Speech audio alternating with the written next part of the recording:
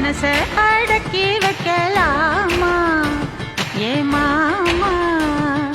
ஆள மயக்கி புட்டு அழக ஒழிச்சி வைக்கலாமா